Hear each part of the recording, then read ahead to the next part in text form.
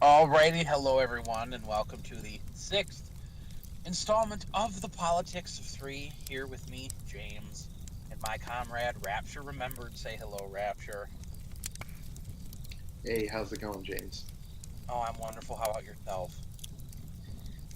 Well, I'm a little under the weather this morning, but I feel full of energy, and I have a bottle of water here with us. Well, I got it from our cooler here on the Dry Tortugas, which Yeah, was an interesting boat ride out here to get out here. And they dropped us off, and they will be back on the morrow to fetch us from our campsite. correct. And because the sunrise is so beautiful in southern Florida, we've decided to record this early morning episode where the sun will come up rather than our usual midnight chat. So, I had an interesting moment. I just want to let our audience know because everyone knows I'm a Zoomer and I show for the Zoomers a lot, and I'm, you know, quite quite happy to be one. But I had an interesting little venture into some early Xer film at the insistence of our good friend, my pal Rapture. Remembered, I watched the 1971 film Duel, which I went into with great skepticism but was absolutely fantastic. I found myself glued to the monitor the whole time I was watching this. Yeah, and this you can consider this a small victory for Generation X in that we're able to get one step closer to converting the Zoomer to Well, our culture. it really wasn't an Xer film in the way that I view Xer films. This was a very fascinating movie. Most Xer movies are quite boring with terribly repetitive narratives and terrible Jewish morals imposed by the boomers who made them. But this movie was fascinating. Is the only word I can really put on it. I just found it absolutely fascinating. It does seem to diverge from you could say the Hollywood Jew type of ethics. It's kind of more of our people, you could say. And we were actually looking up. You had just asked me before this, and what we were looking up who wrote it, and I knew that Spielberg hadn't written it. Now, keep in mind, this is one of Spielberg's first movies. There was actually a video that the YouTube algorithm suggested to me, everything you need to know about Duel, and I was like, you know what? I haven't seen that movie since I was a kid in the '80s, and they'd show it on TV because it was originally a made-for-TV movie. And yeah, can you imagine they actually made good movies for TV at some point? No, I can't. All I know is the movies that Netflix made. Oh God. Oh, Yeah. So I knew that from watching the series, I knew that Spielberg had not written it, but that he had gotten a hold of the script and he thought it was. Uh, it reminded him of an Alfred Hitchcock movie, and he kind of wanted to do that. And Spielberg was hired to do this.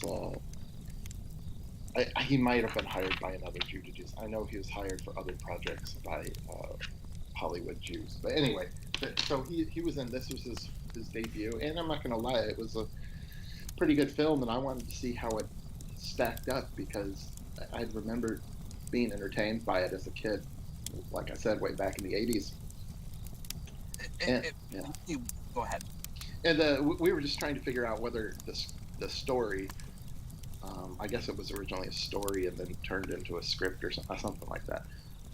Whether it was written by a white a white person or a Jew, and it turns out, I guess, it was written uh, by a Nordic guy, right? Yes, a Norwegian American by the name of Richard Matheson, and born in America. I think I saw something like Elma. He's born in Elma in New York or something. I can't quite remember now. But he wrote the film after serving in the Second World War with the American Armed Forces. So this is a very Gentile man who wrote a very Gentile story. On his Wikipedia page, it said that he wrote he wrote fantasy and folk tales and fiction. So, I had made the comment in our private Skype conversations that I felt the movie was it was very typical of European folktale and fairy tale tradition, in that it was a man who was emasculated in some form, in this case by the like semi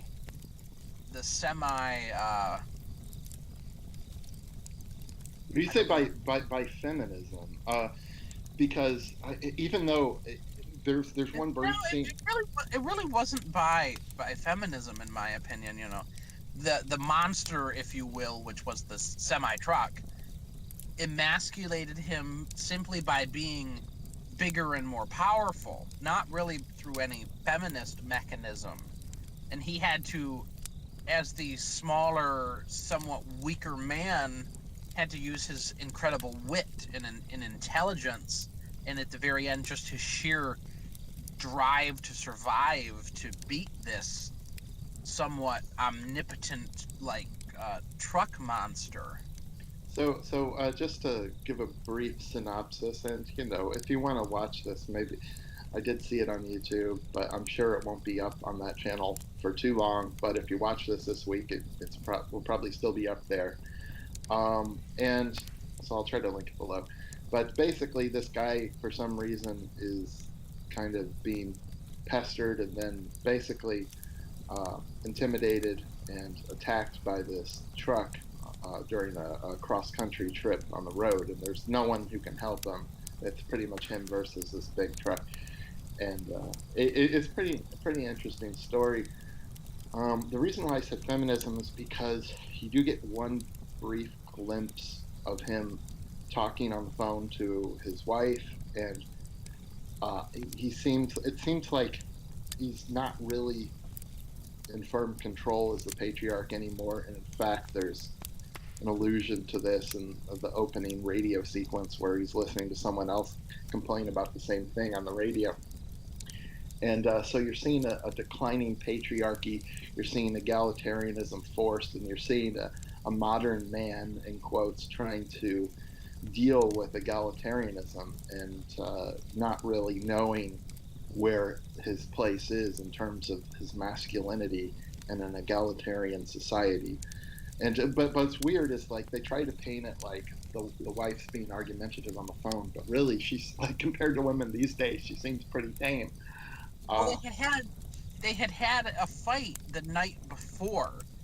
This is why I disagree with the feminist narrative of this, is because they had a fight the night before, and if I remember correctly, I believe he had caused it. And I was looking in the movie for the point where they mentioned that he had caused it, but it was only mentioned in the review of the movie that I listened to, or read rather. Geez, that I read before actually watching the movie. So, I mean, I guess I disagree with the feminist take. I think that couples have always fought and couples will always fight. And fighting with your wife isn't really a feminist thing to do. Women are still people. They still do fight with us. Even in the best of patriarchal societies, they can still be, you know, undignified and well, let the mask slip. what was interesting about it, perhaps it wasn't so much feminist. I don't know. I'd have to look at it again, but it did come across as he's not in control of his own household, but also that he had been cucked in a way because apparently his wife had been like he and his wife had been at some party, and some other guy was kind of groping his wife or something, and he didn't do anything about it, and she was upset about that. So you have a guy that's avoiding conflict, and he's kind of afraid of conflict, and he's going to get a lot of it in this film.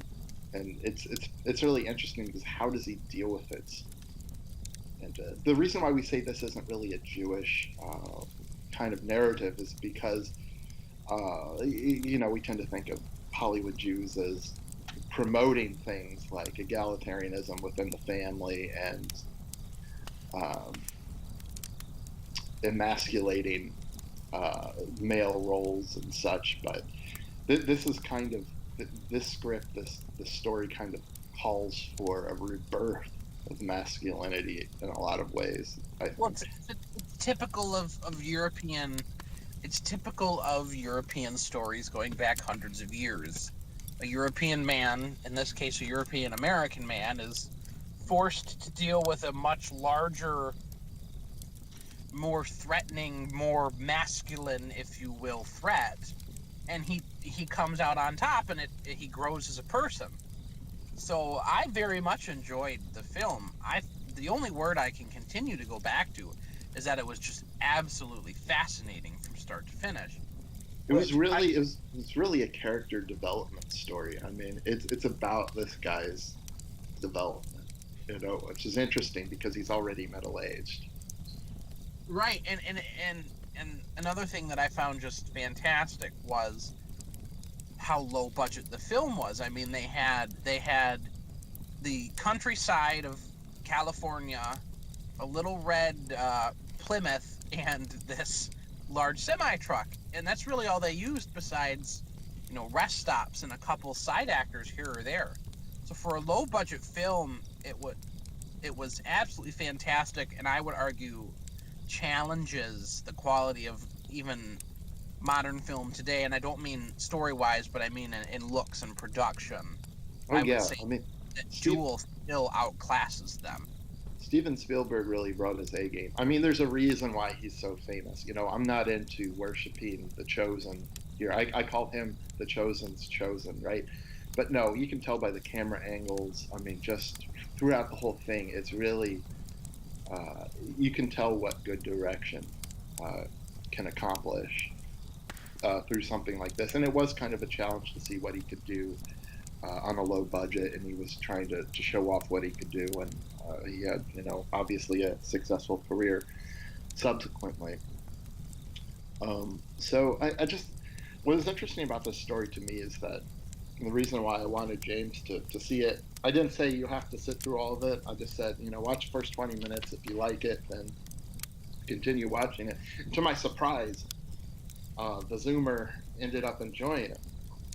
But the reason why I thought this one was important was because it kind of illustrates what I consider this guy to be the modern man. James is making more of an eternal argument or something like that. But It's not I, that he's not modern in the technological sense, but it didn't seem to me like he was a totally egalitarian man.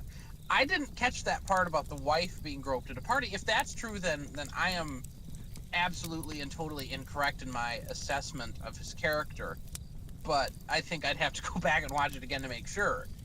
well, So apparently, like during the phone conversations, she was saying how the guy was all over her, and he could have at least said something about it or something. Like, and so the guys, you know, you have this whole generation. I think it's especially nowadays. You have a lot of people that are comfortable in their consumption-based lifestyle, and they're not going to want to have these encounters. And I mean, not that anyone really wants to be battling with people all the time, but my point is that the modern man, I don't think is really that prepared to come out on top in a lot of these types of encounters, and we may be having a lot more of this. It's kind of it goes back to something that I kind of think about a lot, which is kind of like the Lovecraft versus Robert E. Howard civilization versus barbarism argument, which is which way are we going? Will we move forward and continue civilization, or will we return to barbarity? And if we do return at all, we're going to need to be prepared for that. And I don't think a lot of people in our society are at all, including myself, to be quite honest. well, white people, European people, will never return to a state of absolute barbarity. Civilization is our natural state of being. Civilization has to be controlled and Yeah, fostered. I would disagree with that. I would say we're more conducive to the development of a civilization. No, no, no. I absolutely think it's our natural state of being. We've always given rise to civilization, advanced civilization, whether it be the Romans or the Mycenaeans, or not Mycenaeans, I forget who came before the earliest Greek civilizations. I should know this. I have a degree in early European history, but the ancient Greeks,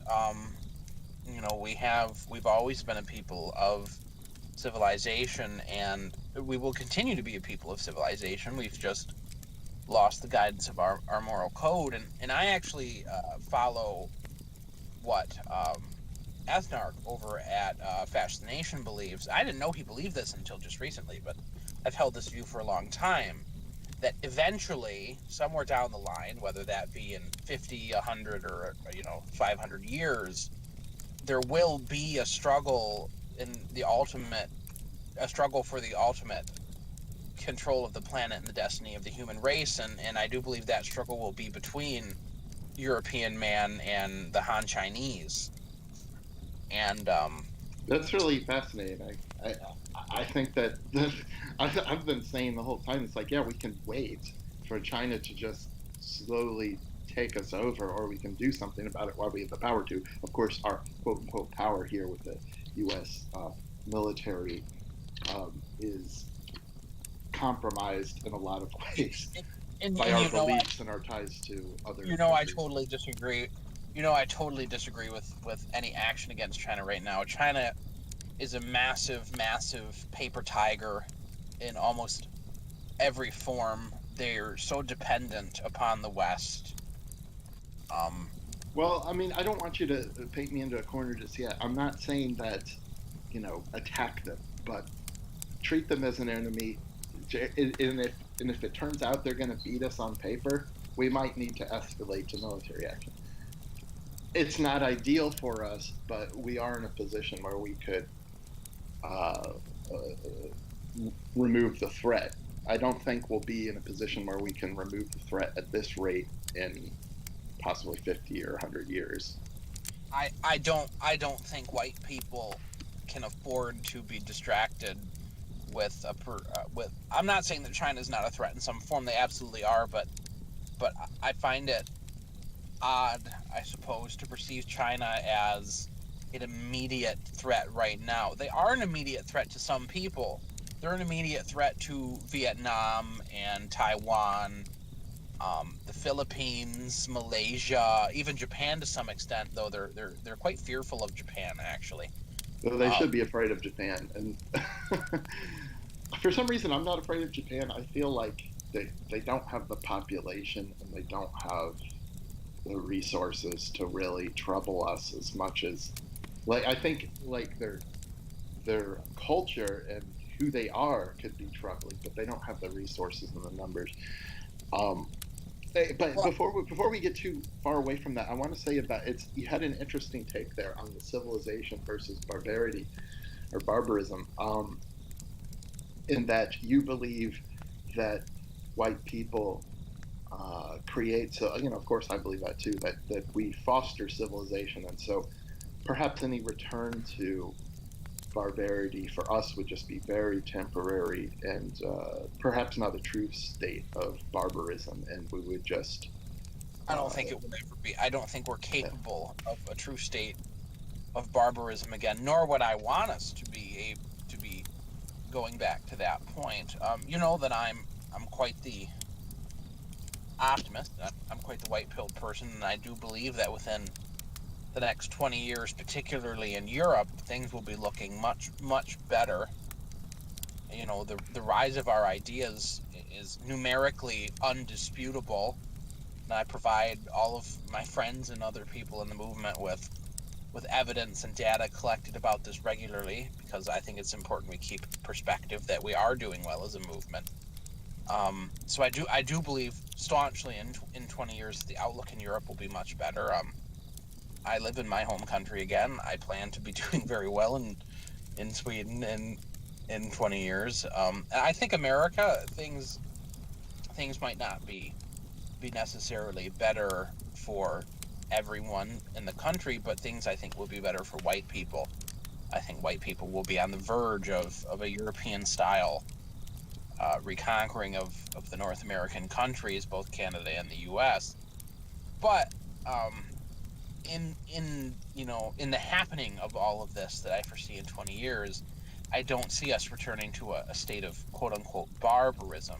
Well, when I More say that, it could be that other groups are bringing us down to that. And I also think it's funny that we see throughout all these films and stuff with these cannibals and roadside marauders and stuff. They always have like these white people with bad teeth who are just scum of the earth types and stuff. That's Hollywood it, Jewry. that's Jewish projection. That's Jewish projection right there. It's always us. We're always like just the scum of the earth. Like, Well, it is always us because this goes right back to the barbary versus civilization argument. The Jewish world order and Jewish power in general understands that to get rid of whitey, it is incredibly difficult, and they're having an increasingly hard time, to steal a hot take from FTN, which I loved. The kosher sandwich is spoiling. It's going bad. No one wants to buy it anymore. People only, pass it by on the shelf. There is no one in terms of real raw numbers, especially in my generation, and I think in the Xers too, who become politically aware. No one's buying the kosher sandwich. No one's well, interested. well, you see those massive, or at least they try to make it look massive. I assume it is somewhat massive, like the Trump rallies, but I guess a lot of a lot of that is boomer Right. supplied. I was very curious about the average age of those rallies when I saw the New Hampshire one, and the average age of those rallies is apparently 56 years old.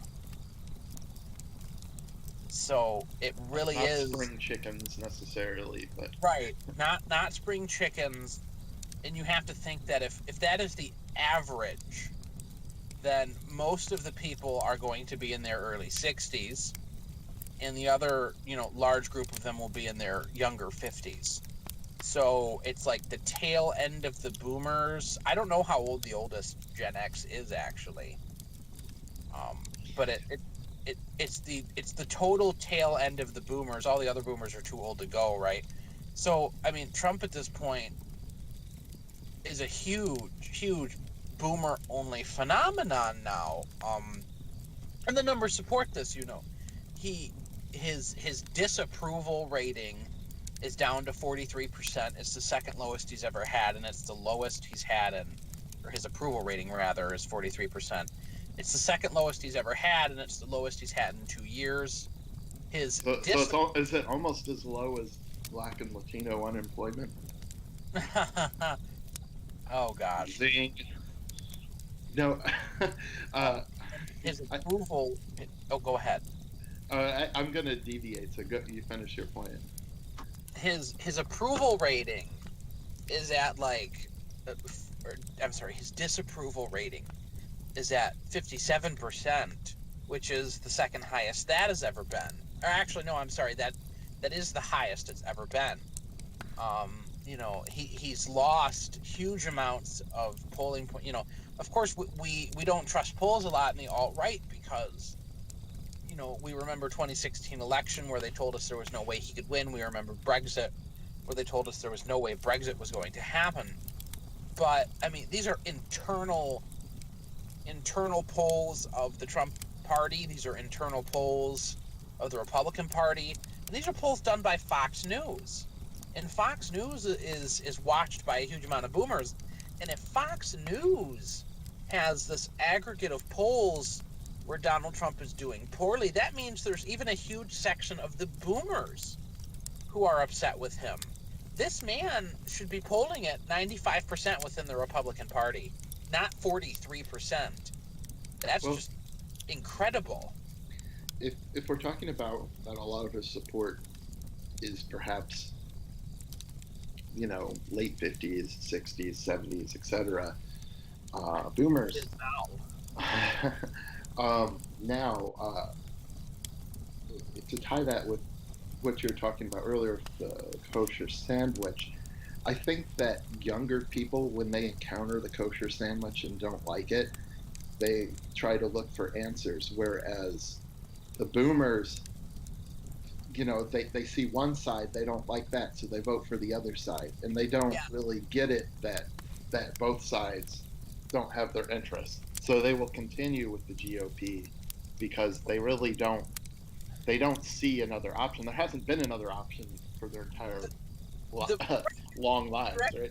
you're absolutely right. They've never been presented with another option, and this is something the boomers' ultimate like self-imposed enemy is are the millennials. They hate the millennials. You hear them complain about it all the time. But the boomers and the millennials, The millennials are everyone's enemy, though. yeah, that's true. I agree. But the boomers and the millennials are actually incredibly similar in that neither of them dare leave the kosher sandwich narrative. Everything that boomers and millennials do is done within political theory liberalism. I don't mean liberalism in the sense of like liberal parties, right? Like the Democrats or Labor or anything. I mean liberalism as a view of politics in general, because both mainstream parties in the United States, mainstream parties in Europe, Canada, they're all within the scope of societal liberalism, theoretical liberalism. And the boomers and the millennials refuse to leave that narrative, and that liberalism essentially is the political theory of the kosher sandwich. And the millennials are just like the boomers. They refuse. If one side of it isn't good or one part of it isn't good, you pick off that piece of gefilte fish, throw it away, and continue eating the sandwich, because the next bite must be fantastic if that one wasn't good, and if the next bite isn't good, then you turn the sandwich around and you take a bite from the other end. Um, Seems to me that this, from my observation at least, that this only applies to the left side of the equation with the millennials. They don't like, maybe the millennials, they don't like Nancy Pelosi, but they love uh, Ilhan, Emar, and well, AOC. exactly. The Nancy Pelosi piece of the kosher sandwich is unsatisfactory to them. So rather than examining the sandwich that they're eating, they chop that part off and they take the next bite, which contains Ilhan Omar and Alexandria Ocasio Cortez. And if that doesn't work, you just move on to the next person. You get into Ro Khanna or Rashida Tlaib, or the political views of people who are terrible, like the Young Turks. And you just keep going and going until eventually you get to radical, what they would call radical communism and Antifa, The which ironic, difference. Sorry, go which ahead. well, the thing that's ironic about Antifa now and in these self-prescribed communists is that they're not communists at all, and they're not. I mean, sure they might be anti-fascists, but what the hell does that even mean now? Um, they love buy a Burger King shake to throw at Nigel Farage, go to Walmart and purchase innumerable products before the violent rally in Portland, where, by the way, you as Antifa are going to go fight a whole bunch of alt-light Trump people who are wearing Stars of David and cuck on their clothes. And they were reporting, the right-wing people in Portland the other day were reporting quote-unquote racists. If you said something racist, the people in charge of the right-wing rally were taking a picture of you and reporting you to the police. Yeah, this just isn't. The Whatever's going on there has nothing to do with the direction this country should go in. What doesn't it doesn't have anything to do with the alt-right. And the alt-right has spent the last week now laughing at them, which is absolutely correct. And I say, if people really want a good view of this, go watch Morgoth's review. He did a wonderful video on this about how it was basically two sides who believe exactly the same thing, fighting with each other. I'm not a racist, therefore I'm fighting you because you're a fascist. And on the other side, the answer is, I'm not a racist, therefore I'm fighting you because you're a fascist. It's so It's ridiculous. just incredible. But here's the thing. I do disagree with aspects of Morgoth's take in that he's kind of mocking the legitimacy of people organizing in this fashion or in the street in general and saying that it's no longer authentic. Perhaps that's true, but I don't think I it's don't I I don't feel that I hate to interrupt, but I really don't feel that's what he meant. He made the comment about how they looked, wearing the body armor and having cuck painted on them. It was a comment on American society and the exuberance of the way these people well, looked. here, let me finish because the times have changed. I mean, if you go to these things and you don't wear a helmet, that's actually not too smart. And I don't even know if the laws may change based on where you are, whether you can wear a helmet or not. And basically, you have to read up what the laws are, come as armed as you can, to the point where you're not going to break any laws. But even then, like look what happened with Cantwell. He sprayed someone who was attacking him. He sprayed him with pepper spray, and he got like over 100 days in jail. Um, it, it's it's a mess, but I think we can't apply standards of the past to standards of today. And my main this isn't necessarily going against anything Morgoth said, but I would just say that it's in a way it's a real display of weakness on our movement's part that we aren't even involved in the process anymore. They just bypassed us. We're way out. We're a side note. We're a footnote way out somewhere. And In what terms of scares what? let me keep going. What scares me about this is I'm not saying that we should be in these trenches fighting with these freaking AIDS ridden vermin or whatever. I, I'm just saying that we're not involved anymore, and that's not a position of strength. And where I first saw this, in this kind of dawning uh, on me, where I first encountered this was with the whole, these recent shooters, the El Paso shooter and the Dayton shooter. They don't even care that. Maybe the El Paso shooter, maybe he wrote that manifesto, maybe he didn't, maybe he's white, maybe he's not. They don't even care It's about not white. this That's stuff. confusing. They don't care about the truth. The narrative is white racists take away guns. They just completely bypassed us. This is the new way they operate. They operate in a way such that they don't even need to involve us. We're not even in the conversation about ourselves, right? We've been removed from the playing field, and that's not a position of strength. So I don't know. It's easy to say, oh, just don't be in the street or anything, but we don't have a presence right now either. So it's So I have, wow, a radically different take than you on this. Number one is we're not on the street, sure, but um, we are the dominant parallel thread in Western society right now. A day does not go by they don't write multiple articles about us. A day does not go by that they're not attacking someone in our movement or the movement in general. They are forced. The mainstream media now and in the political class is so worried about the alt-right and all of this power that we're accruing that they have to address us on the daily. That's okay. a position. That's a position of power. And not only is that a position of power, that's a position of power we take full advantage of. We rule Twitter. I know people get deplatformed. I know people get kicked off Twitter, but we rule Twitter. We determine cultural threads and cultural narratives. The alt-right was the first people. We were the first people when Jeffrey Epstein died to say that, yeah, it was not the Clintons. That's a stupid conspiracy theory. Here's what we think actually happened. We were the first people to do that.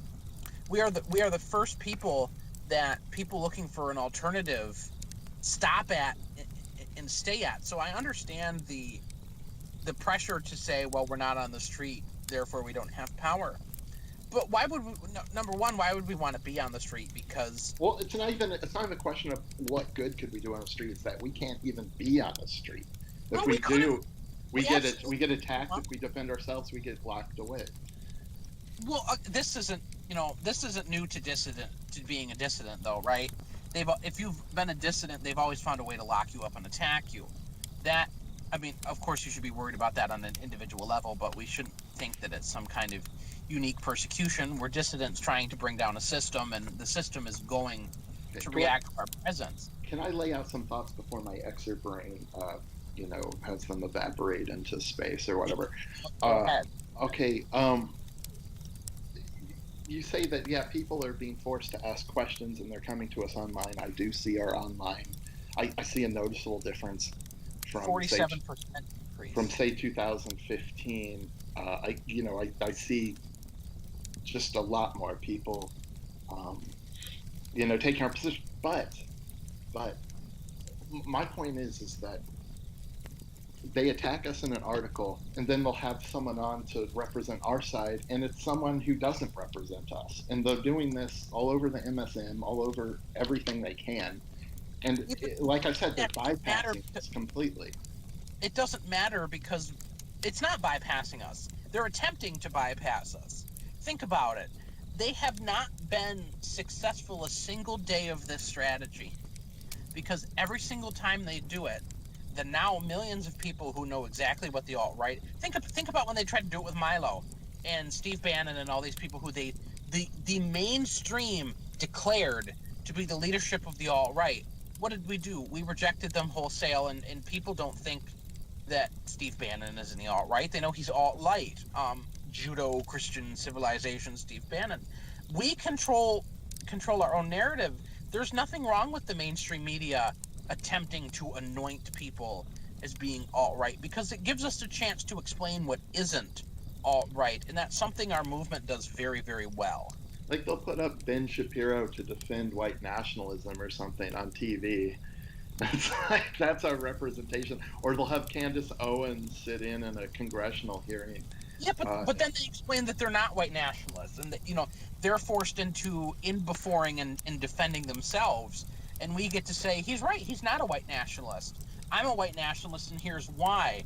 And people find that material. No one believes, except for the craziest of cat ladies, that Ben Shapiro was actually a white nationalist. I stand firm that very little damage is being done to us by the mainstream media doing what they're doing. well, Um, their influence is certainly waning. I mean, I couldn't imagine watching the MSN anymore for political content other than to just see what garbage they're feeding the boomers. But the thing is, the boomers still have a lot of control in terms of their voting demographics, but also their political representation.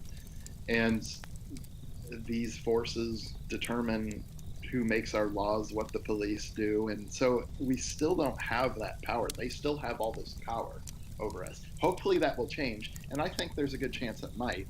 So I will agree with you there. Like the tide is turning, especially online. But obviously they're seeking to squash this kind of dissent. And well, I of course, suspect it won't be long we're until they prevent us from being able to communicate and talk trash about AOC on Twitter or something. well, of course that would be problematic, but one of the things I think they've realized I think it's one of the reasons certain people like Richard Spencer and Mike as of late, and a lot of our people, David Duke, are allowed to remain on Twitter and Facebook, which neither of them have ever been kicked off, is because Well, somewhere along the Enoch line has. Enoch's been kicked off. of Twitter, yes, but they've allowed him on since. Yeah. Um, I think they realized that forcing us underground is incredibly dangerous. You totally lose control of it when you force a movement in a cultural narrative underground where you can't really see it anymore. You totally lose effective control of it.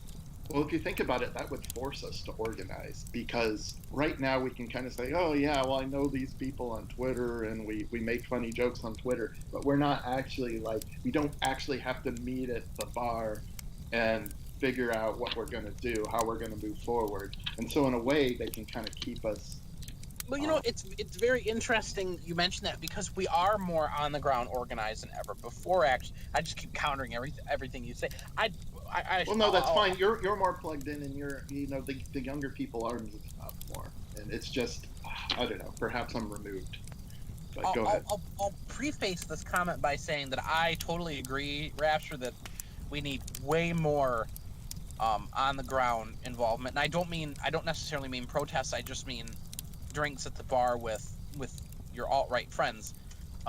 Which in my opinion, and from what I've observed, is just ever increasing. Where I live in Stockholm, I'm walking distance within like 20 people who are involved in the movement, and that's just in walking distance of me.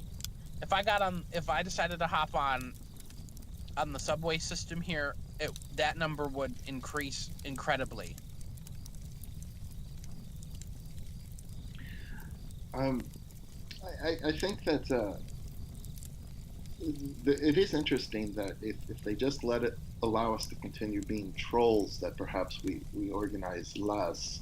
So in a way, they could keep us, they could keep the frog in the, they could, uh, what is it, the slow boil with the frog. Um, they could keep that Oh going yes. a bit longer. I was gonna think about. I had something else to say, and it just escaped me. But it was an interesting point. I'll see if I can remember it.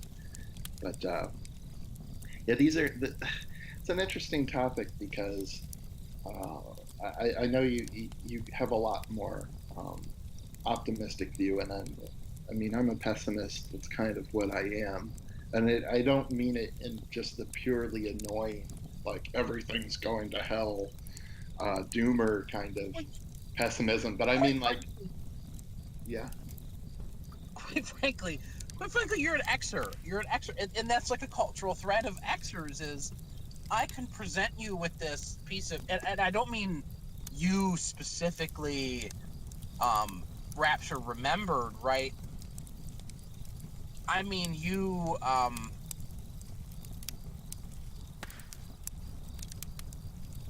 sorry, I had to mute my mic there real quick. I mean you, as in the Xers, like you can present an Xer with a piece of good information, like, oh, I don't know, let me just make something up, like 1,000 people have joined this alt-right uh, bar hopping organization where they go bar to bar and drink and talk, and the extra would be like, yeah, but it's just 1,000 people. 1,000 people won't save the West. We're doomed. We're doomed. I mean, that's just what Xers do. And I don't blame Xers for being like that. I mean, just like the boomers are tied to Israel with a freaking umbilical cord, Xers are tied to nihilism. well, I think that kind of like how boomers, how I was saying, they react to the kosher sandwich, which is they don't really react. They kind of stay within it. Uh, I think that the Xer generation, we're also not really used to change and having to organize on a political level, at a dissident level, a true dissident level. You know, you saw things like the Wall Street protests and LGBT marches and stuff, but that's getting more into the millennials.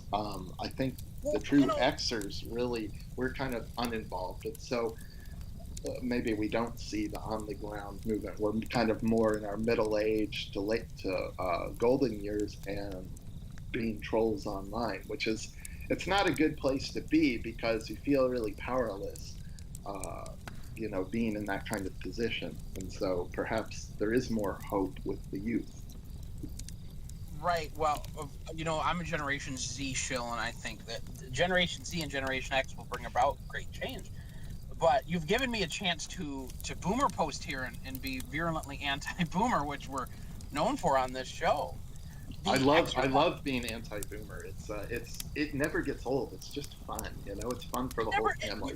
right. It never does get old, and I blame Xer behavior and Xer nihilism on the boomer because the boomers were given a cultural inheritance, a beautiful cultural inheritance, and they looked at their children and they said, I want you to be able to do whatever you want. They wanted their children to, I mean, sure, people still had expectations for their children, but it was live life, have fun, go to college, drink. um they might feign being upset, but really the boomers imparted upon the Xers that you are just supposed to drink, fucking be merry, to be very blunt. Well, And go ahead. and even if they didn't say it like that, the boomers imparted that with the media that they exposed you to. They imparted that with the literature and the culture they exposed you to. The boomers are responsible for an incredible amount of the things befalling the West, and in particular the United States. Well, I have so many things to say about this. You know, back on my Rapture Remembered channel, I think I did at least one, maybe two videos on um, why boomer rock was so good.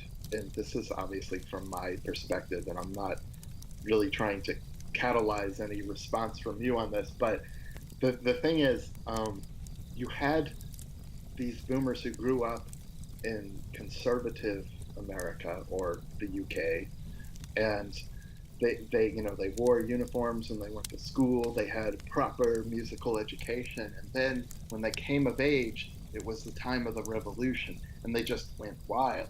And they had these gifts imparted on them, especially these musical gifts, and that's why the music was so good. That's why the Rolling Stones were so good, because they had, you know, they had been, Cultural inheritance. what's the thing where the teacher will, like the female teacher will slap your hands if you're not paying attention. You know, they forced this Corporal education punishment. on them, and then they just got turned loose. And then how this transitions into Generation X is, whereas the boomer generation thought of their parents' generation as these squares dressed up, their shirts tucked in, they're clean shaven, and blah blah blah.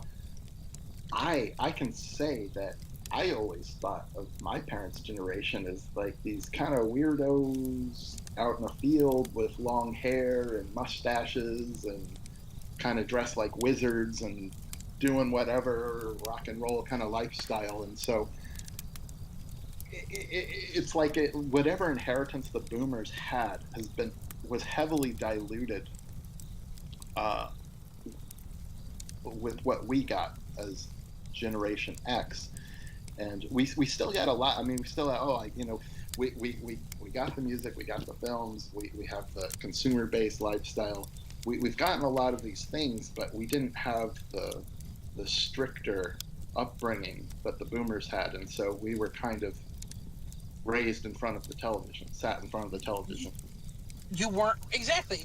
You know, this all ties into my phrase that the boomers did not impart European cultural inheritance to the Xers, and in turn, the Xers did not know how to impart it to the millennials, and the millennials were coasting off the fumes, if you will, of Western cultural inheritance, which includes, you know, people might be upset about this, but it, liberalism is a construction of Western cultural inheritance, just like many other ideologies. Whether, you know, Jewish contributions or not, it is part of the thread of Western society. And the millennials are still trapped within liberalism. The boomers are trapped within liberalism. The Xers really aren't, because of your boomer upbringing, right? So the generation who brought up the boomers was very Western, very white, and they imparted upon the boomers white Western cultural inheritance, which included liberalism, which was now the dominant form of viewing the state and society, which made the boomers very liberal in terms of the leftist liberal sense. Even if they're still Republicans, they're liberals. Um, and then the boomers did not really impart any cultural inheritance upon the Xers. Well, Therefore, they kind of acted like their generation was a second Big Bang, where everything, you know, basically anything before them was evil, Hitler, World War II, uh, you know, prohibition, everything's bad, depression, you know, forget about everything before them. They're the second Big Bang, and they are, and they think life. of themselves, that way too. The boomers are very self-indulgent. That's how I Um, was raised. I mean, basically, like, you know, everything was really before bad boomer, before the after boomer. 60s. Everything was really bad before the 60s, and you never want to go back to that period of yore, and you know, just do whatever you want. That was my upbringing. 1960 is the year one AB, one after boomer. Um, Anyway, AB, that's a good one. I like that. Yeah, we got after to start Boomer, having separate timelines, yes, because they after basically write their after own history Boomer, books. so everything below 1960 will go like negative. So we have like Well, no, we have we should probably start it at the Summer of Love, 1967, because even there was a transition, right? There's always a transition. You had like the Beach Boys in the early 60s. That was still kind of 50s carryover culture. The Summer of Love, 1967, I think, so is Boomer Year 19, Zero.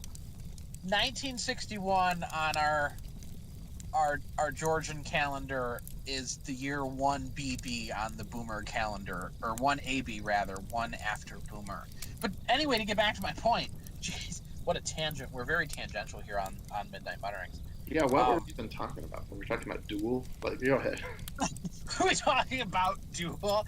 Don't pull us back into. No, we were talking about how the Boomers were given a cultural inheritance, which they did not pass on to their children. Um, and again, precisely because the extras were their children and they didn't pass on an inheritance, the extras were very unpolitical. When the extras had children and the late boomers had children, which are the millennials, the boomers now controlled the political, social, cultural narratives of every aspect of especially the Anglo world. Why were the millennials really political, though? I mean, was Right. it cable TV or something? That's what I'm getting to though. Um the children of the boomers, the Xers, were children, so they were not imparted with a lot of the pop cultural garbage that late boomerism produced.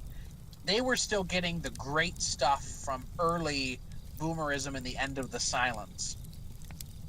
Things like, oh god, I forget, the Rolling Stones.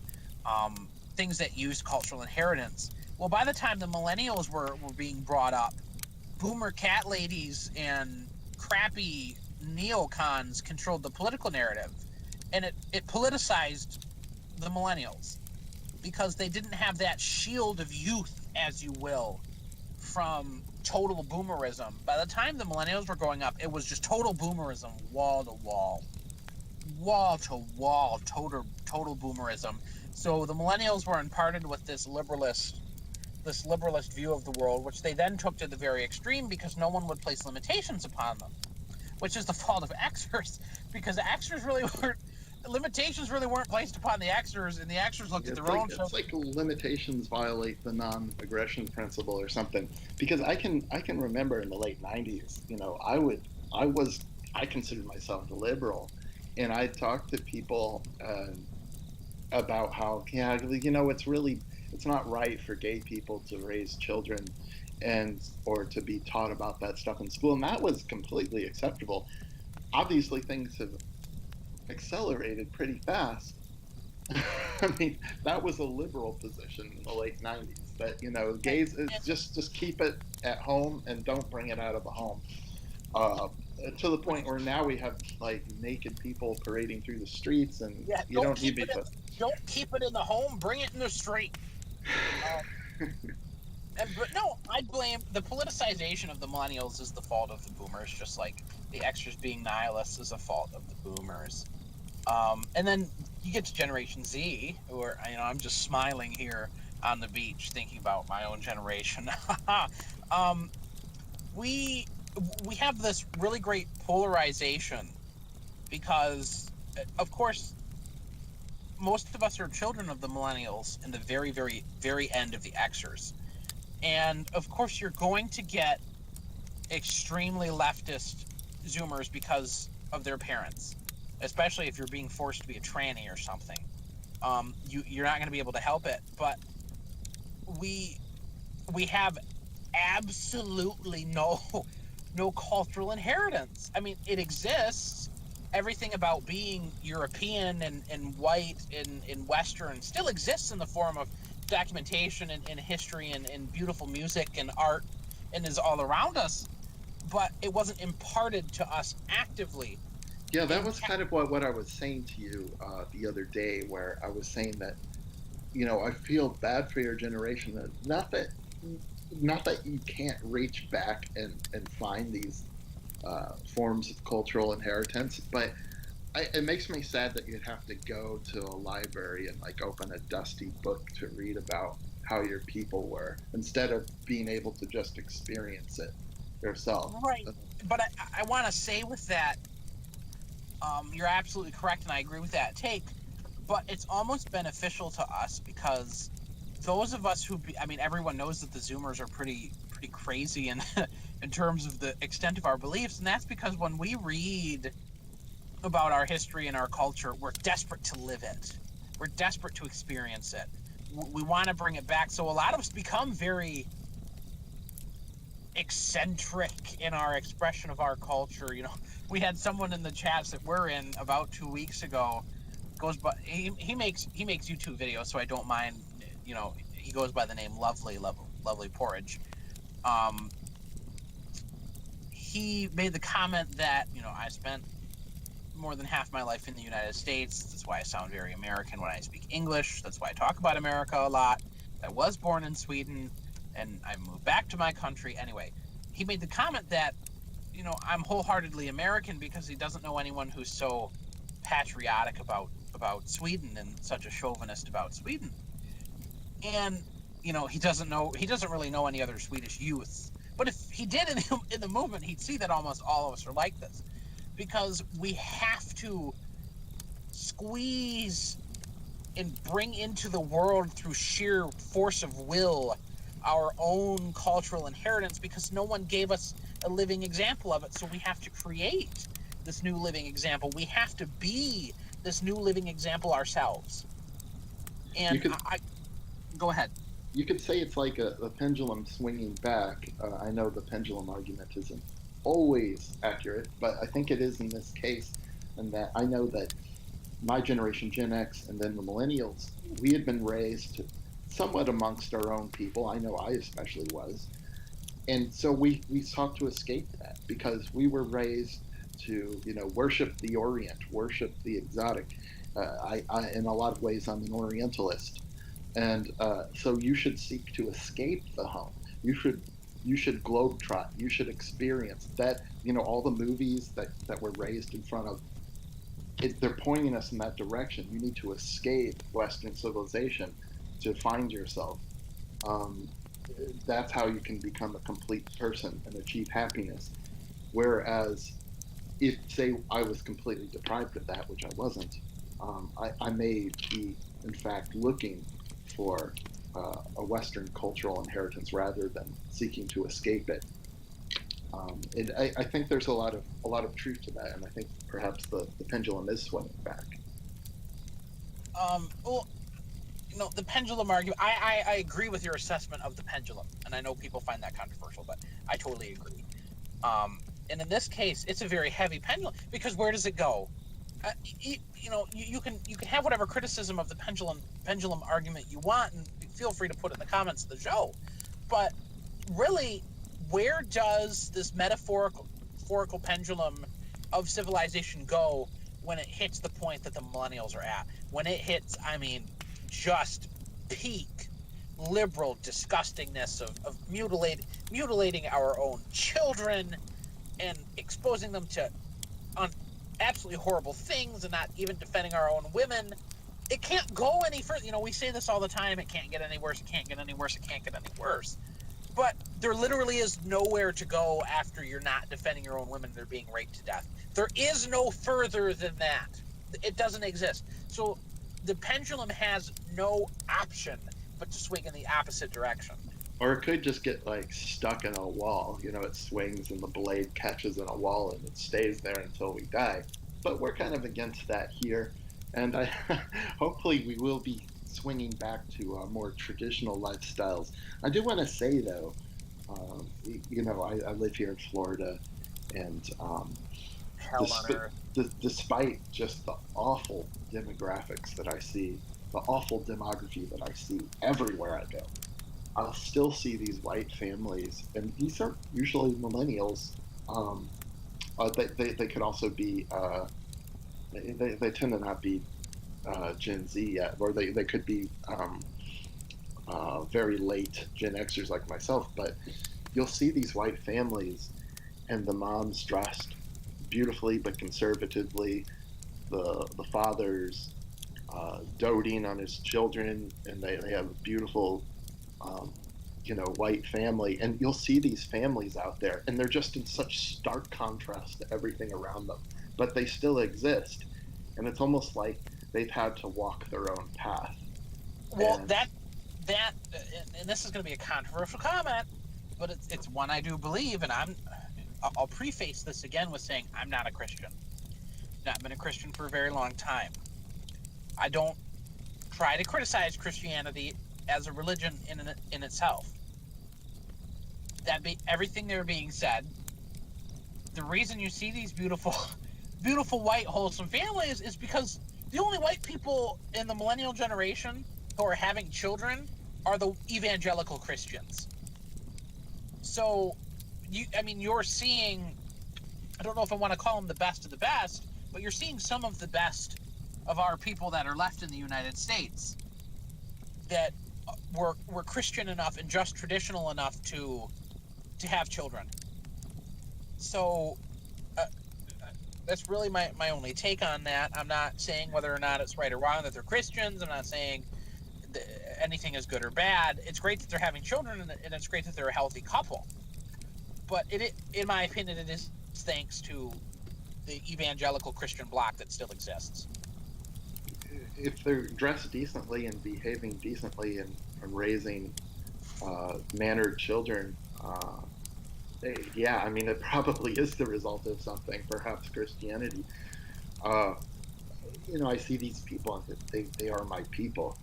And when I see families like this, it kind of reaffirms why I've been part of the dissident right for the last 5 years. And I mean, they are who I want to protect. They are who I want to inherit the earth. And whether they're Christian or other, not other capitalized, but um, but I want this family to do well. I want to protect this family. I want them to be safe, and it just it breaks my heart seeing them have to fight this battle in this diverse land when it's being taken over, just swept with third world diversity. And I don't know how they're going to do it. I suspect that, especially in this region, the whites will have to leave before we can entertain the idea of, you know, reconquista or whatever.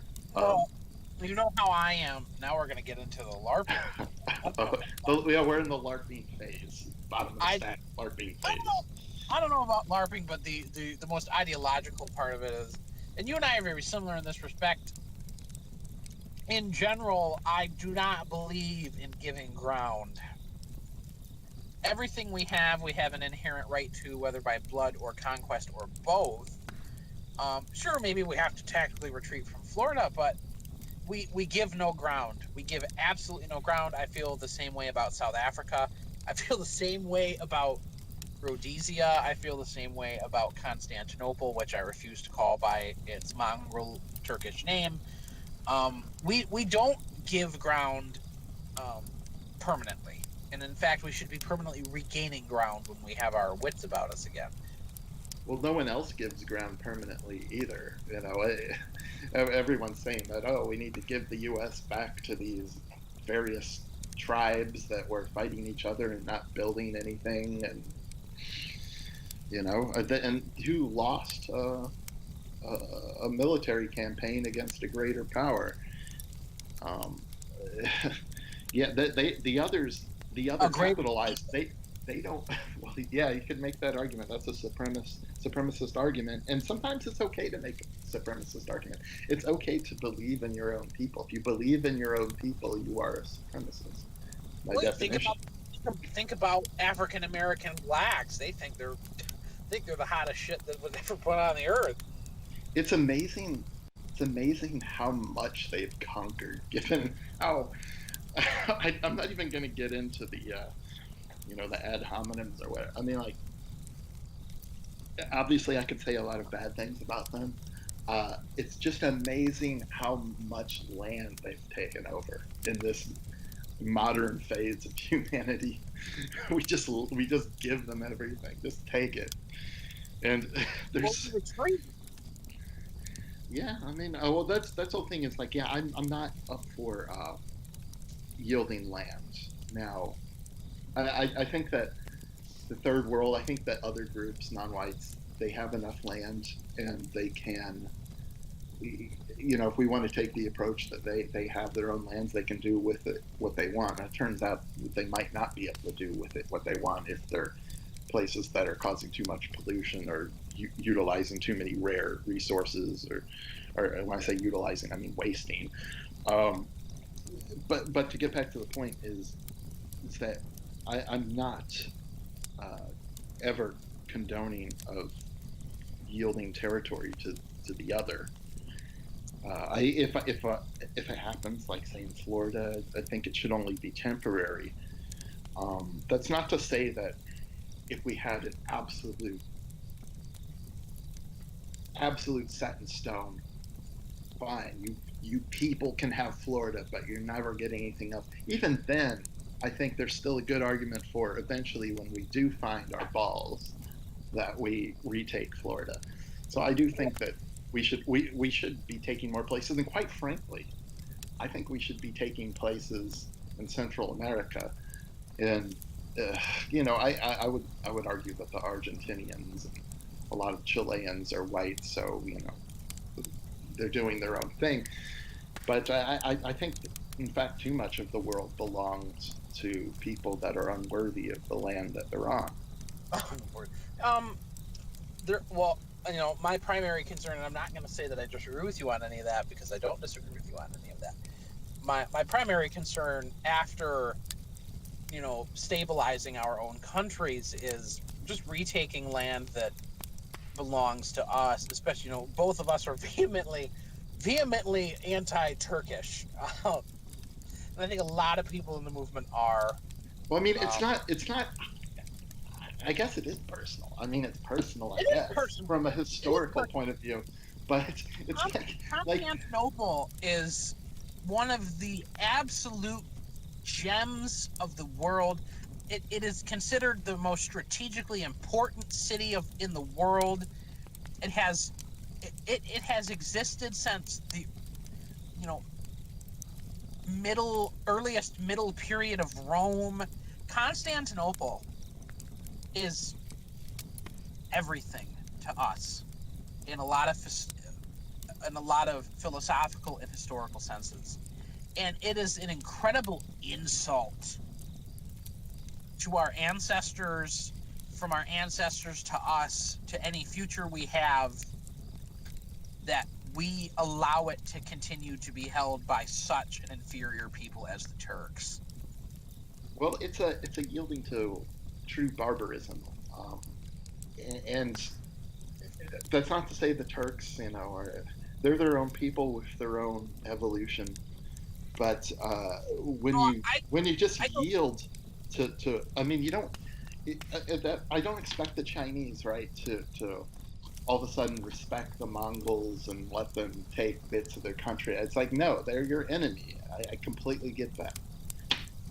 And Right. yeah, I mean, it's not like, they get to be the invading barbarians, take over Constantinople, and then now we're in civilized modern times and we can't do anything about it. The stage is set.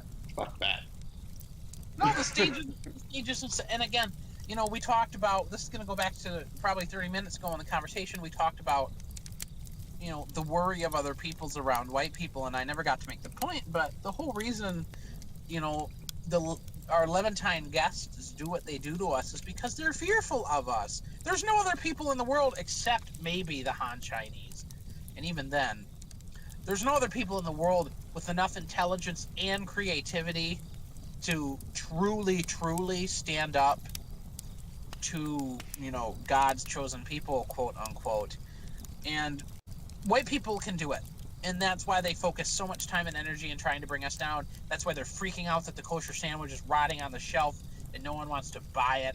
They would do it to the Chinese too if they could, but there's just If such a they could, racial barrier there that they can't. effectively do it as well. The Chinese Exactly. have their house, they have their house in order, and it's Exactly. very hard for them to break into it. But with us, they go after our weaknesses, our individualism, our kind of we tend to voice out opposition and things But like that, and they're really playing on that to a big degree. That's why our society is so paused right now. they're petrified of us having a united ethnocentric voice, because what does united white ethnocentrism do? It conquers the planet, quite frankly. And I don't say that because I believe we should be marching across every inch of soil on the planet again, but united white ethnocentrism would be, it would be a group of men like you and me, quite frankly, sitting in a room and going, all right, how much land do we want back, and when do we do it? Because we basically have the infinite amount of resources, time, and population to do it. We don't need we don't need a billion people, and there are about a billion white people on the planet. Um, we don't need a billion people to just march across the earth. We need 100. It would probably take 100,000 to just swamp the Turks.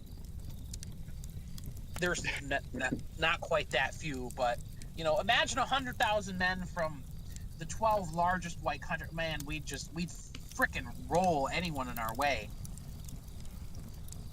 And the Jews are petrified of that because I'm trying so hard to avoid jokes about the bottom of the sea when it comes to retaking Constantinople. I'm I really mean, trying. I made the joke that if the Turks want to keep everything they've built there, we'll load the rubble into planes and drop it on whatever piece of Turkey they still control. Here, keep it. You don't want it. We can Well, we can lob the minaret from the Hagia Sophia across the bottom. I did want to say when you talk about or when we talk about uh, supremacist arguments, uh, it's only done, it, at least from my point of view, in the light that we want to advance as a species. What is the best way to advance as a species? And I also believe that we do have separate subspecies and we compete with each other, and it's not in any subspecies' interest to go extinct. So there will be conflict along racial lines, uh, uh, ethnical lines, and such. But I honestly believe that the best the human race can do would be if whites were in control of human destiny. And larpy as that may sound, it's proven time and time again. And, of course, the space race is the most obvious example. But if we want a good future for the dominant species of this planet, we should be creating countries wherein the best examples of that species are thriving, and we're kind of doing the opposite right now. China's doing its own thing, and I would put them at probably number two. Uh, China um, is consolidating right now. We're trying we're kind of laughing about talking about territorial conquest as LARPy, but it's really not. It's still, a lot of people in both our generations can't view, they look at territorial conquest and they see the map of the world and how little it has changed. Even when the Soviet Union fell apart, the internal borders just became the external borders of new nation states. Um, Territorial conquest is still going on and primarily being done by the Chinese. Yes, the Israelis are doing it too, but the Chinese are actively pretty much on the verge of fully retaking Hong Kong. They have set a hard date of 2049, that by 2049, if Taiwan has not voluntarily acceded to the Chinese state, then the Chinese will forcibly retake Taiwan, and they've been very blunt about this. The Taiwanese have until 2049 to negotiate and make up their mind, because somewhere in 2049, if they haven't done that, the Chinese are landing troops. Well, that probably coincides pretty accurately to the dispossession of whites in the United States Well, we're and already there. across the West, perhaps, if things don't change. But I find it really interesting, the stuff that's going on in Hong Kong, and apparently it's spread to Vancouver, is it? Probably the most beautiful city in North America, by the way. We have these freaking Chinese burning things in our most beautiful city. Yes, it's China, because Hong Kong is full of. I'm sorry. Uh, Vancouver is full of Chinese from Hong Kong who fled when China retook control of Hong Kong from the British. And then it's full of Chinese who moved there to start businesses, and they're fighting in the streets over Hong Kong. Um, and the same thing is happening in Australia to a lesser extent, but Vancouver was literally on fire because of this. Um, I mean, talk about problems we don't need. exactly. Like, So, oh, this it's is good business. Let's sell these people land and make some money. this this you feel this way about Vancouver, which is very close to you. This is how I felt about Stockholm with the ASAP Rocky thing. Two freaking Muslims and a horde of blacks got in a fight in the middle of Stockholm and caused a huge international diplomatic incident that pissed off politicians, celebrities, and governments on both sides of the world. And my response to this isn't, oh well, ASAP Rocky, but it's not examining the case. My response to this is, why are there blacks and Muslims in my country to begin with? Why are they here? They should not be here. This shouldn't be happening. It's just like when a shooter recently tried to shoot up a mosque in Norway. He did not succeed. He was stopped. Um, that kind of violence is um, it's not something that we condone here on the Politics of Three or Midnight Mutterings.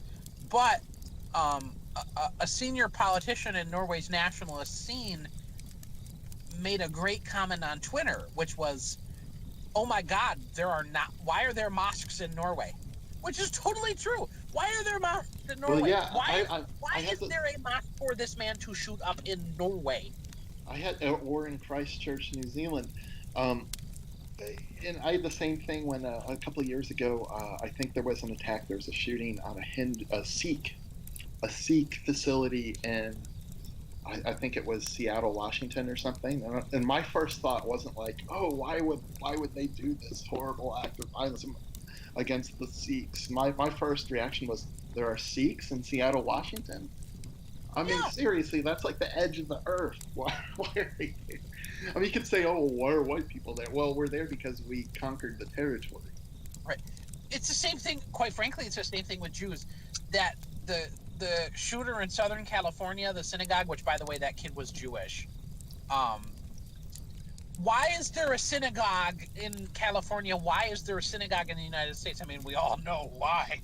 But speaking in the grand historical context of the relations of humans to each other, there is absolutely no reason there should be synagogues, mosques, Hindu temples, Sikh temples, fucking statues of the Druid gods anywhere in the United States.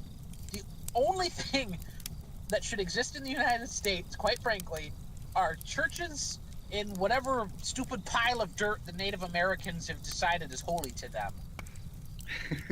I've been watching Deadwood on HBO, and there's some funny base takes in that show, and they kind of they of course they're trying to portray it as backward, but it's pretty funny. And they do it so accurately, that the racism so accurately, that it really kind of gets you behind it. They always call the Indians the dirt worshippers, and there's so much anti-Jewish stuff in there, because one of the characters is Jewish, who happens to be starting up a bank, of course, and it's just it's pretty comical. What is this show called?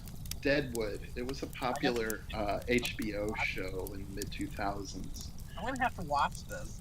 It's pretty good. It's pretty good. I don't know how it pans out. I'm only like halfway through season 2, but I certainly watched the first 4 episodes. Um, Yeah, I'm gonna Now, have to watch this. Anti-Semitism and racism in a television show. Hell yeah! oh yeah, like the main character is just like so anti-Semitic. It's pretty funny. Like Oh he god! Oh hates the god! Jew character. So, Oh god! but it's also one of those shows that tries to paint white people of the past as just like the lowliest sorts. You know, constantly spitting up phlegm and hitting people and with teeth falling out and just people you wouldn't want to be around. But which would, you know, of course, that goes to the Jewry of it. But I wanted to mention while we're talking about Vancouver briefly that I was fortunate enough in 2000 to go with a friend's family. My friend, he had a sister, but his sister was older and doing other things. Like if she had some kind of job, she had to be at her. Rapture was after the sister, is what I'm understanding here. No, no, no, no. I got to take her spot in this I Alaskan cruise and with my bet you friend. like So, her spot. well, I was Sorry, with sorry. her. I was with her brother. So, um, so there weren't any spots to be. Yeah. So, but part of this was I got to do Sorry, guys. Ted isn't here for me to like make fun of because Ted is a sexual degenerate. But um, well, he's still convalescing from his nights out from a few weeks ago. No, but his recovering Latanda wore him out severely. yeah, he got checked up by the doc, and he should be. I think everything's fine. But okay, so part of this trip, I stopped through Vancouver, and we went on a bus tour of the city. And I remember the bus driver saying that, or the tour guide saying that, oh yeah, you know, a large percentage of the city now is Chinese, and they're going through the nice areas, and you just see this gorgeous, gorgeous city, beautiful. I don't know if it's a bay or whatever, and like these parks out on islands and stuff. And I was thinking this should be for our people, but we're just giving it away to the Chinese. Just giving it away. Here, take it. The price us out of here. It's very expensive to live there. It might be more expensive than in San Francisco. In fact, I'm pretty sure it is. I think Vancouver is the most expensive city in North America. Yeah, who would have guessed? The most beautiful city is also the most expensive. Well, that's because of the free market and Yeah, price the control. Chinese are just doing it better than we are. They're better people, so they deserve our most beautiful city. They work really hard. Well, right, yeah, exactly. The free market, right? The Chinese work hard and they pull themselves up by their bootstraps. Like, it's just ridiculous. It's like, hey guys, great job taking our most beautiful city in North America. Pat on the back. I actually got into, I was recently in the United States because my grandmother is very, very ill, and I'll be headed back to the United States here in a little bit because I have time off. In fact, I'm supposed to fly out tomorrow. A little bit tomorrow. I have time off, and last time I was there, I got in a conversation about politics with my my aunt and uncle, who they lived over here longer than any other member of the family. My uncle has lived in the U.S. since, oh God, I think he was 17. He moved, and he's very patriotic, and he was expressing to me his being upset with Donald Trump. And I was explaining the H-1B visa cap limit because my uncle's a programmer, and it would really negatively affect his industry. And my aunt chimes in and she's like, "We need those people. We have to fill the jobs. The jobs have to be filled." Everything was about getting a breathing body in a chair to fill a job. It wasn't about how well young white men are being paid. It wasn't about middle class families. It wasn't about the quality of society. It was just throwing bodies into chairs. Yeah, numbers. You build a new strip, or you build a new mall on the outskirts of the city, and you need those Afghanis to come in and sell you shoes at the mall. You got to fill those positions. And the other thing is, with doctors, oh, well, it's very hard to be a doctor. We need these qualified doctors. We need all these Patels to be our doctors. And never mind the fact that we're not allowing a lot of qualified whites to enter med school because they're being replaced by foreigners to fill diversity quotas and stuff. So that's why there's a shortage of white doctors. Not that I mean, there's a shortage of white doctors because you created a shortage of white doctors. Yes, exactly. Just like, quite frankly, there's a huge dip in the white birth rate because they are artificially imposing it. Don't have children because of the climate. Don't have children because the Well, it's overpopulation. expensive. It's expensive too. You got to watch your Yes, wallet. that was the next thing I was getting to is having children has become expensive, but we've proven through Viktor Orban, um, the peace, which is called Law and Justice in English in Poland, Vladimir Putin in Russia, we have proven that reducing the cost of having children blasts the birth rate through the roof. Poland is having 400,000 more births a year than it was before Law and Justice took office. I can say I would. We have one child, and I would certainly consider having a second and third a lot more strongly um, if there were economic incentives, because it has been a burden on us Well, think about economically. imagine. Wow, we just jump topics like that. This is fun. Imagine, imagine I'm the state and you're still you with your one child, and I come to you and I say, you want to have, Mr. Rapture remembered you would like to have a second child. Well, how about I pay off a third of your mortgage? This is a Hungarian policy. How about I pay off a third of your mortgage? How would you feel about that? I bet you'd be like, hell yeah. That would be pretty pretty huge. Um, just And then anything helps. I mean, and then anything. and then you want to have a third child. And I come back to you, I knock on your door and I say, Mr. Raps remembered, I'm the state. You want to have a third child. You have that third child and your wife will never pay income taxes again. That's another Hungarian policy. And the problem is these policies. It's a little too late for these policies in the U.S. because we're too diverse, and of course these policies would be implemented across the board and would actually go to aiding non-whites as well. Well, But right. I mean, the demographics of the country would have to be fixed first, which is fine. But in an instance in the future that I believe will come about, where the United States has more or less cleaned out the mud in the beautiful white gutter, um, these policies would do a lot. The Hungarian birth rate is rising. The Russian birth rate is almost above replacement again, and they were one of the lowest in the world. Um, Family-friendly policy is incredibly important. Allowing women to be at home is incredibly important.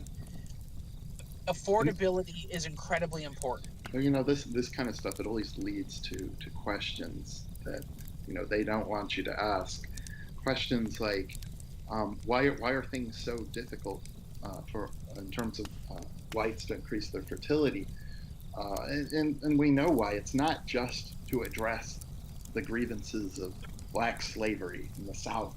No, it's beyond that. It's gone way beyond that. It's a kind of you have to be able to see that it's somewhat a concerted effort. I would say it's very much a concerted effort, but if I'm arguing against someone who believes the opposite, I still think they would have to yield that it has been a concerted effort to lower white fertility and replace it. Oh yeah, there's no argument to be had there. You can't. How do you dispute? I'm agreeing with you, of course. How do you dispute it? We have books, government documents, UN documents that all just told white people point blank, stop having kids. The planet is dying.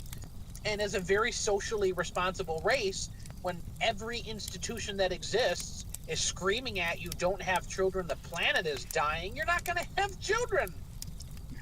Well, yeah, and that's how I got into the dissident right, was actually through kind of low level environmentalism. Ironically, I was reading about.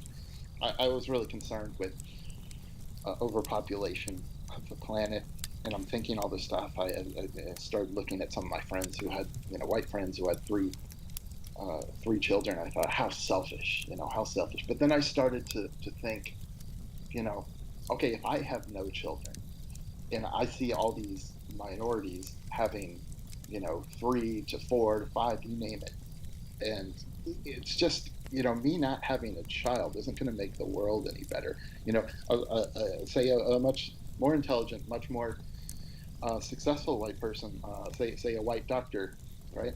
If he doesn't have a child, the world's not going to be a better place for that. Um, Right. And Meanwhile, quite frankly, our guests aren't following these economic concerns at all. So yeah, this is all basic alt right 101 stuff, but it that is, that was but it's important because while we're artificially decreasing our own birth rate, um, we're art as a result of our, whatever you want to call white altruism in regards to other people, we're artificially inflating the African one. We're artificially inflating the Indian birth rate, Indian as in India. These people should not be able to have 7 children. The average birth rate in the northern part of Black Africa is like 7 kids per woman. In Nigeria, Chad is like 6. The Central African Republic is like 7. These people shouldn't be able to support that. The only reason they're having that many children is because Whitey is sending supply and money.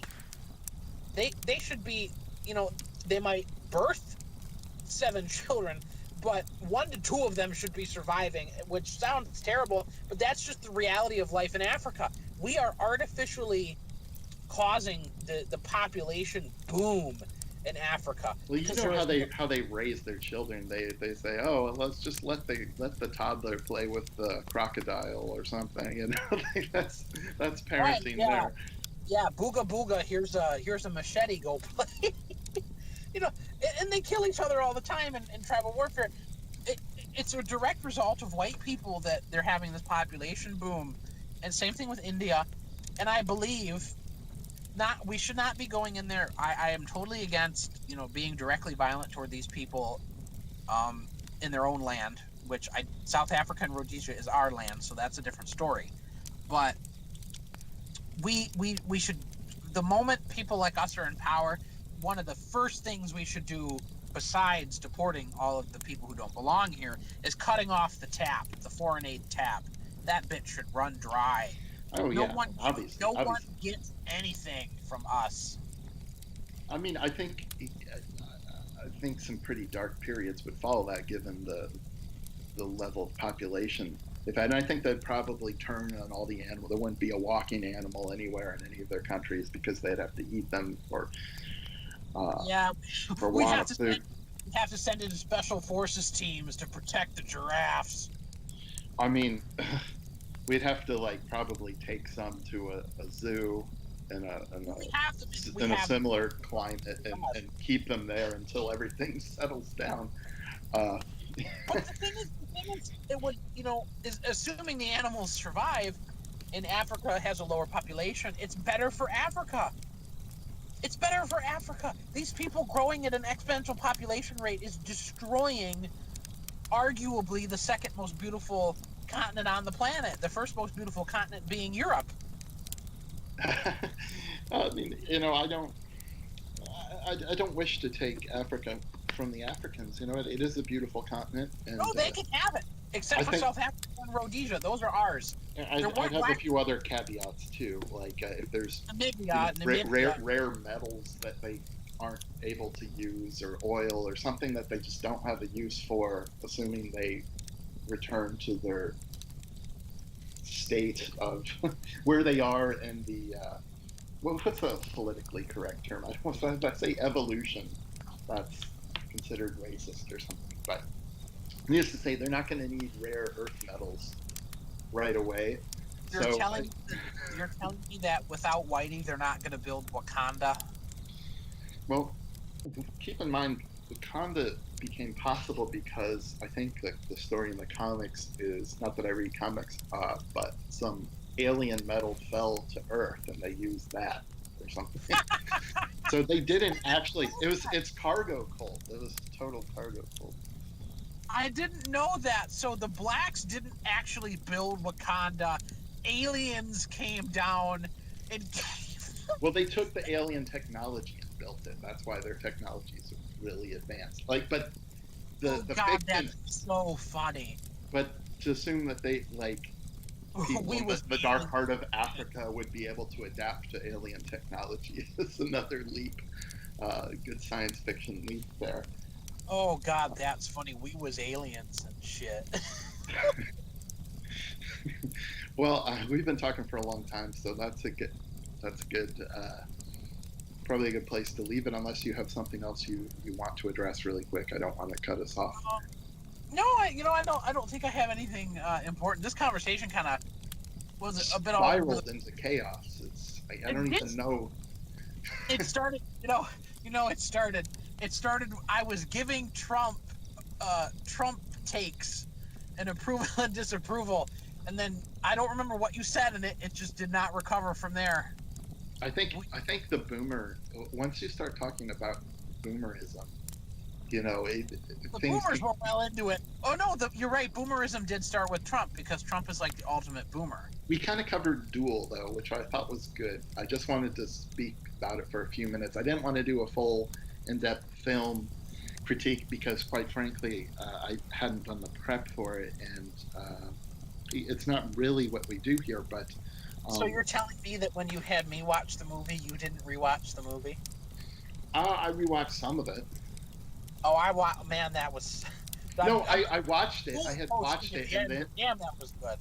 I had watched it, and then I linked it to you guys, and then I watched like a few scenes the next Oh day. yeah, then you had to watch Avengers Endgame. Oh, Oh my god, the end of I was that. curious. I was curious. We'll let the audience hear our ending banter since we always have some. Did they cut you off after the rental time ran out? Well, they didn't, but it may have been a 72-hour rental because we rented it online from like Amazon or something, and I thought it I was a think 24-hour rental. 46 hours. Like you have 46 hours to watch something. Well, I was able to watch it, unfortunately, because basically the ending message, and there may be potential spoilers here, but I'll try not to say. Okay, I won't give a spoiler, but the ending Well, message. no, on the last episode, the last episode of Midnight Mutterings, remember we talked about this, how I mentioned how all Yeah, the men handed over civilization to the women and the blacks. but I kind of took something more specific in regards to Captain America. It was basically that, and he was the last scene, was that uh, America, it, white America is old and dying, and that blacks are taking over America, and that it's their country and not ours anymore. That Which is was the ironic because of Hispanics, but well, I mean, it was just so unnecessary. The thing is, if it was just that one scene, okay, you know what? I disagree with it, but it's just one scene. But it wasn't just one scene; it was everything. I mean, this isn't so much of a spoiler. This next thing I'll say, like Thor gives over control of Asgard to the Black Valkyrie, and so you have these scenes back to back of just these blacks taking things over from white characters. Like we're just done. What a miserable end to that series. I guess that's the end, right? Because they've been building up to this conflict with Thanos for wait, wait, 10 wait. years. Do you mean Thor handed over control of Asgard to Heimdall, the Guardian? No, Heimdall is black, but his character was killed. But there's the black female Valkyrie who came in Thor 3 Ragnarok. And I did a video on that on Rapture Remembered. I think I called it I haven't watched. Asgard and Refugees. I've watched only a couple of those movies. They're such an affront to being Swedish, being Nordic. It's like Yeah, so so the high. the leader It's of so the insulting. so the leader of the basically the Norse mythological community Not within even the Norse. Marvel. Not even Norse. Thor is German, Norse. he's the native god of your people, the English. Thor is a mainstay in European ethnic religion, and apparently a European ethnic religion is now run by some black bitch. Yeah, a black woman, and Thor's fat now, and he's just drinking beer, and he doesn't care about anything, and he's completely let himself go, and he's like, yeah, I just need to like do my own thing. I don't really care about anything Become an anymore. Xer, great. Yeah, he's Gen X. He's Gen X. Christ Almighty! I don't. I'm Such a happy. downer. I'm happy I didn't watch the freaking movie. Lord, wow. It was disappointing. And then I will say though that Avengers Infinity War, is that the first of the two ones with Thanos? I thought that was the I best have no movie. idea, man. That was a what movie? I thought that was the best of all the Marvel movies because Thanos was basically like kind of an alt-right character. Now, of course, they made him a villain. They had to find a way of making him a villain. Literally Hitler, and you're sitting there rooting for Thanos. Go Thanos! Well, you kind of agree with him. He kind of makes sense. I mean, I don't think he goes about it the right way, but I don't know, Hey, whatever. this happens all the time when you're in the alt right. You watch a movie and the villain comes out, and you're like, I like that guy. I like it. He makes his morals are good.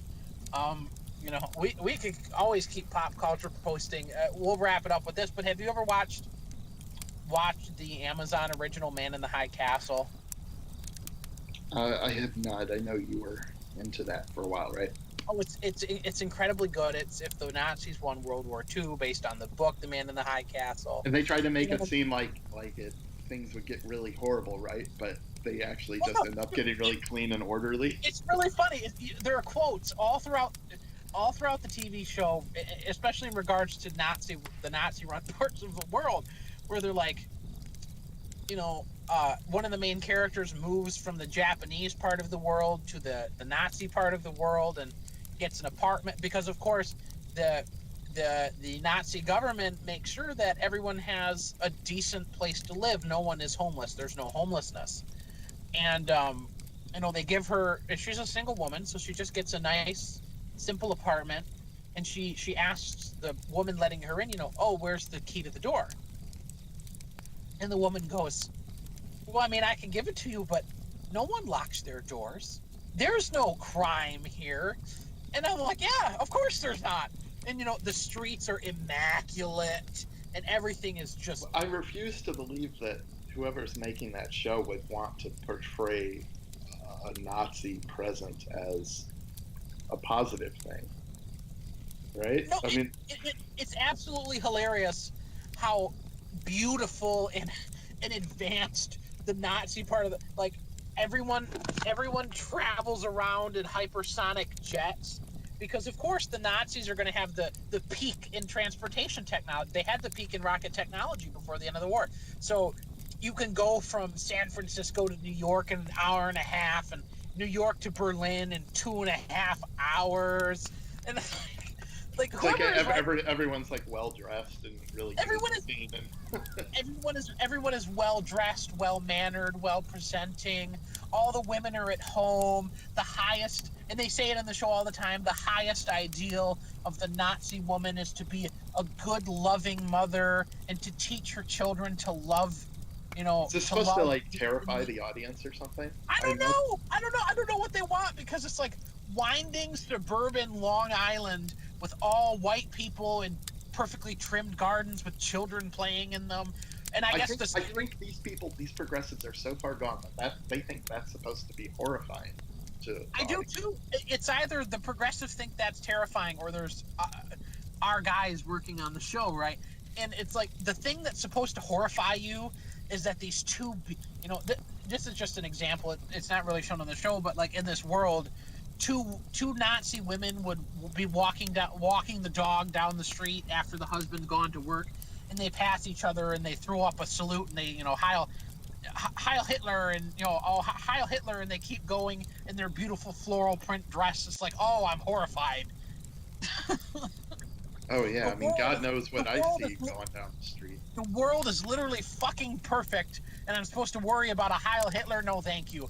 I would take living in that world any day compared to the hell that we live in now. Because you know what? I guarantee the Nazis aren't mutilating children. Yeah, now we got that Canadian Mercedes ad with trans. I don't know what that guy is. That guy with the mustache. He's like dressed as a woman with like rainbow colored hair or something. Like that's what we have now. It's like no, yeah, all this stuff they try to portray as like ideals about modernity, like the progressive take, is total pause. Hell, They'll show like some guy who looks like he's just off a raft from the Mediterranean, some African guy, and it's like, oh, I'm glad he's here. I'm glad he's oh, part of the community. Like, oh, no, yeah. that's not good. We don't want him here. You should watch. You should watch Man in the High Castle. I think you'd like it. Oh man, I'm gonna have to go watch some of the show to get my fix in now because it's just so great. And the Japanese are pretty cool in it too. I mean, like they're all about honor and glory and all the things Imperial Japan was about. And, Japanese don't have to fake that stuff as much. It's not as much of an acting stretch for them. right, and it is really funny though. Like the white people in the Japanese, the part of America they control is a puppet state. So it's technically an independent country under Japanese influence. It's run by the Japanese, but it's full of white people. Um, so white people are second-class citizens to the Japanese, and then everyone else is below the white people. There's a racial hierarchy, and That's the way it is now there. and it's just really funny. It's like even there, everyone is dressed nice. Now the quality of life is a lot lower, but everyone is still dressed nice. Everyone is still presentable. Things still work more or less. It's like San in our San, and they focus on San Francisco as the capital of the Pacific states, and it's not nearly as nice as Nazi America, but it still functions. People are still dressed well. Everyone is still traditional. In our San Francisco, in our timeline, there are literally brown people shitting in the streets and people ODing on the other side of the sidewalk. Yeah, but That that's is our supposed to be like the progressives love that. They think it's perfect, and I don't know. Sorry, there's a 30-year-old boomer mowing the lawn right now, and I'm gonna have to take off here pretty soon. So yes. sounds like an interesting We had show we idea. had another 10 minutes of pop culture posting and got distracted, but we should definitely put out the fire here on the beach because we can't just leave it burning lest we destroy one of America's national treasures. Um, so we will see everyone on the next installment of Midnight Mutterings or the next installment of The Politics of Three.